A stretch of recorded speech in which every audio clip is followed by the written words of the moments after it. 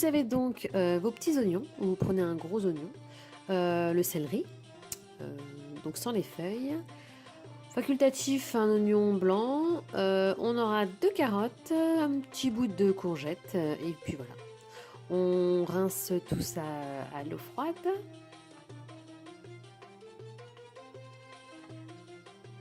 Ensuite, on a la viande au fond de la marmite, donc au fond de la cocotte minute. La moitié du persil et du coriandre qu'on découpe juste au-dessus de la viande. On va prendre une carotte et puis l'ensemble des légumes, donc céleri, oignon, qu'on va mettre dans le panier de la cocotte minute. Ensuite, nous allons assaisonner. On va commencer par mettre une cuillère de sel. Ensuite, nous allons mettre les épices, donc curcuma et gingembre, une demi-cuillère du mélange des deux.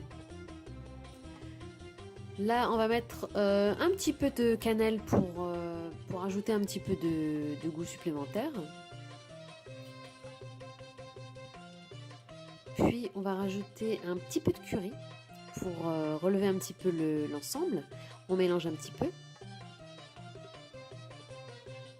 On met sur le feu, on allume et on laisse mijoter quelques instants. On ajoute un demi-verre d'huile, ou moins, comme vous voulez. On va prendre notre sauce tomate. Soit vous prenez une sauce tomate simple, soit vous prenez, donc là vous avez une sauce tomate à l'ail et à l'oignon pour ajouter encore un petit peu plus de goût. Donc vous allez la vider dans votre mélange de viande et d'herbes et d'épices. Vous allez récupérer le max en rajoutant un petit peu d'eau éventuellement si vous le désirez pour récupérer le maximum. Et on mélange, toujours sur le feu.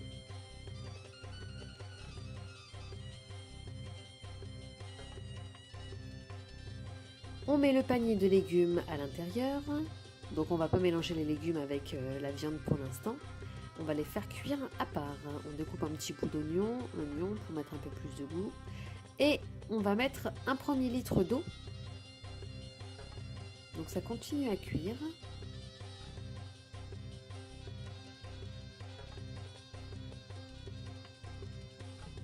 On va prendre le reste du persil, du coriandre et un petit peu de céleri qu'on va découper et qu'on va mettre dans une assiette à part, dans laquelle on va préparer le liant de la harira, c'est-à-dire l'appareil qui va servir à bien lier la soupe. On ajoute aussi les carottes qu'on va découper en petits morceaux pendant que le reste est en train de cuire. Voilà. On a mis une petite poignée de lentilles corail.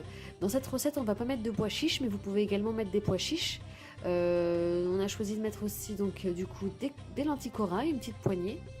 Également des pois cassés qu'on va au préalable un tout petit peu rincer et qu'on va mettre encore une fois dans le panier et pas directement dans la cocotte. La viande est donc en dessous du panier.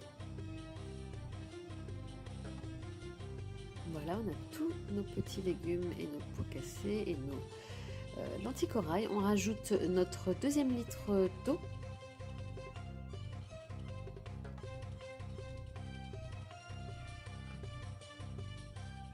On a refermé la cocotte et c'est parti pour la cuisson, environ 15-20 minutes. On termine donc la préparation du liant en rajoutant 50 g de farine à peu près. En parallèle, on va nettoyer les langues d'oiseaux qu'on utilise également dans notre préparation. Donc on va les rincer un petit peu, voilà. On va les rincer un petit peu, on va retirer l'eau. Voilà, on rince. Avant de les ajouter à notre liant. Voilà, donc on vide bien de l'eau. On a un petit peu humidifié, voilà. Avant de les ajouter, on va rajouter un petit peu d'eau dans notre préparation de liant. Voilà, jusqu'à ce que ça devienne quand même un petit peu plus liquide. Voilà, on touille. Et donc on va aller ajouter nos petites langues d'oiseaux à l'intérieur. Vous pouvez rajouter, je dirais, un peu moins. Là, vous pouvez mettre la moitié de la quantité que vous venez de voir pour pas que ce soit trop chargé. On mélange et on conserve à côté. Voilà, en attendant que le reste soit bien cuit. On ajoute un petit peu de beurre éventuellement pour que ce soit encore plus crémeux et goûteux.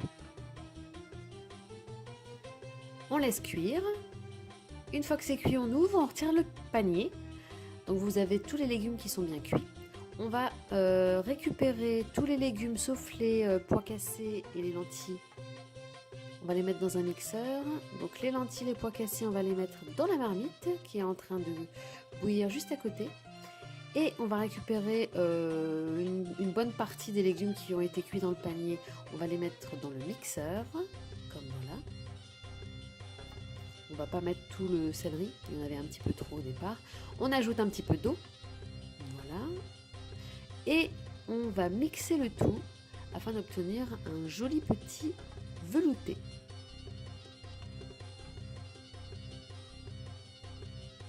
Voilà, super texture. On va rajouter très rapidement donc le liant, farine, persil, coriandre, céleri, carottes que vous avez vu tout à l'heure avec les langues d'oiseaux. On le met directement dans la marmite qui était en train de bouillir.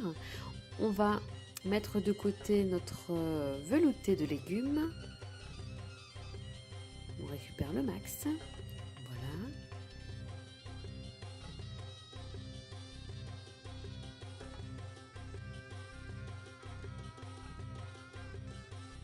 Et on remue. On va faire ça pendant plusieurs minutes pour éviter que la farine, le liant ne se mette au fond de la cocotte. Donc,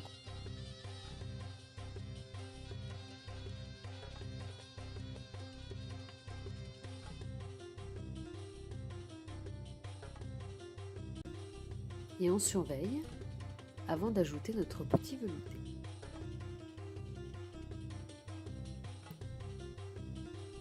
Donc on a rajouté la moitié de notre velouté et on continue de touiller, de mélanger pour que la farine ne colle pas au fond de la cocotte.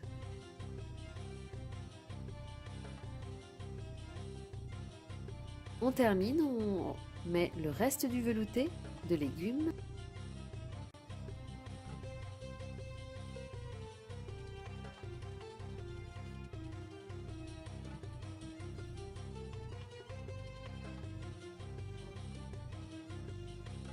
On continue de touiller pendant plusieurs minutes. On surveille bien que ça ne colle pas. On a rajouté un petit peu de poivre pour relever un petit peu le goût. On a mis un petit peu à feu vif pour bien lier le tout.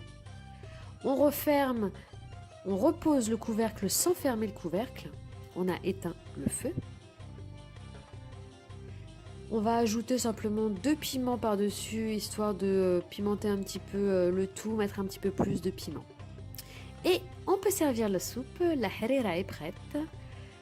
Vous laissez bien entendu reposer quelques minutes tout de même afin que le tout mijote bien ensemble.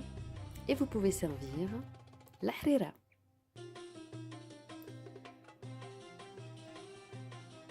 Délicieuse harira